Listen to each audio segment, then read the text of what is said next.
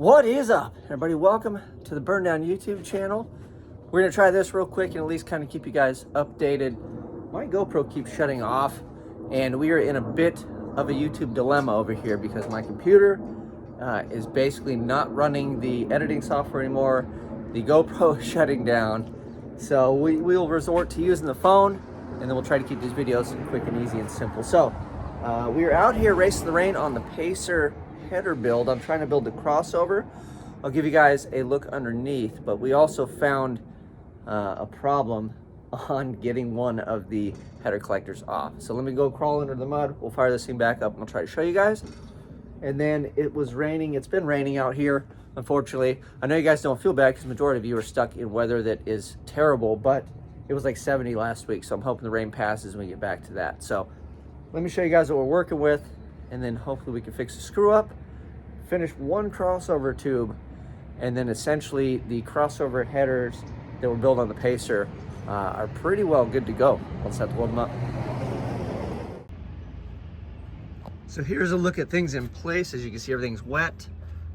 These are stainless, but the flange is actually mild, so it's awesome that it's just getting well seasoned.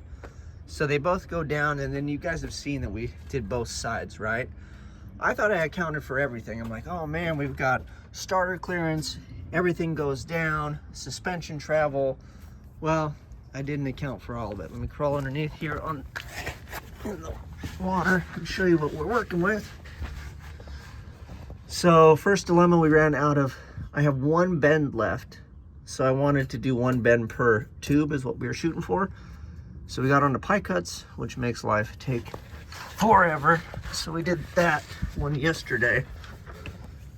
This crossover here to that guy. And as you can see, we don't have a collector up there. Well, the problem I have is when I try to pull it down, it actually hits. So that collector needs to be a little further back so we can detach it, or we will clock it. And then what I realized last night was initially I was gonna weld all of this stuff into this guy. So that way I would just have like a V-band or something, and then this thing would all be one big giant piece. But I'm gonna put the springs on here. So we'll do the spring collectors up there and the springs to the collector here. That way I can slip each individual pipe in, and then I can just angle that because I don't have to put it all up in one shot, because if this is vertical and I angled it, you'd never be able to pull it out, right? So we will keep it all separate, run all the springs, and then I'm gonna take the header out today and then cut it and see what we can do about that. But yeah, the rest of this is looking pretty awesome. I mean, it's kind of a lot to get it all done. And then we don't really hang too low. Like this is the bottom of the car right here.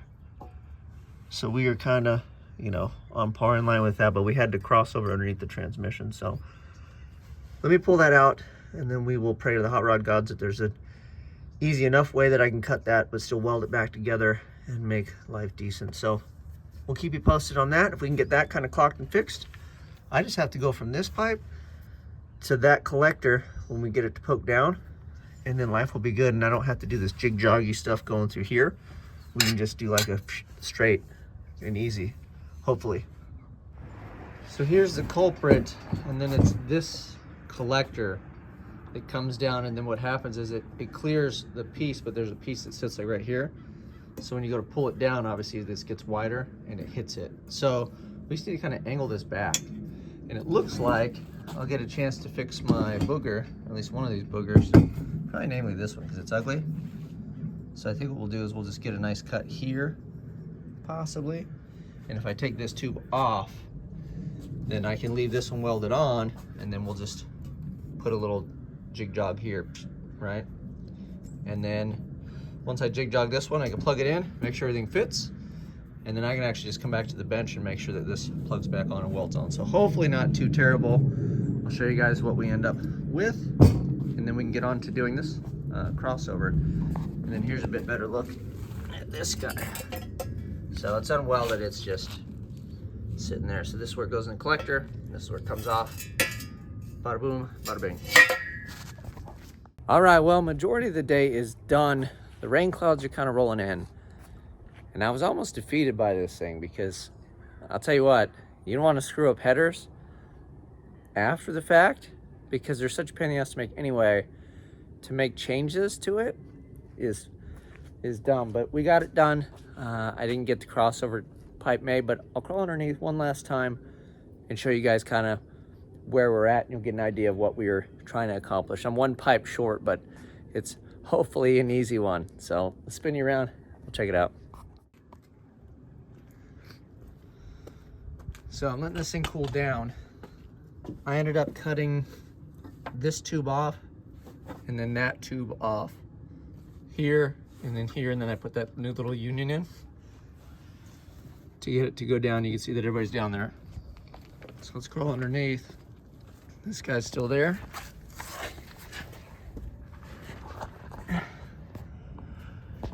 So the collector's not gonna live here. I use this to support it, and I have a little mount. But a cool thing is this has these two mounts right here, these two bolts. So when this collector comes out, I'm actually gonna make a mount to the transmission, and then we'll bring it up and over this, and then it'll V-band and do the deal. But basically, this will mount to the back of the trans, so it doesn't have a lot of weight on the front. And then you can see the pretzel that we made. Here, back you guys off. There you go. Oh, bark a spider. So in and down and then over. Now you can see that guy is hanging down and playing nice, and I can actually take that off. So yeah, this one slides in and then comes down. So the last one is this guy. We'll just cruise over it. I don't have to do this jig jog junk right here. So we just cruise over and turn up, and then I'll stay on the back side of this and over, boop, and then plug it in.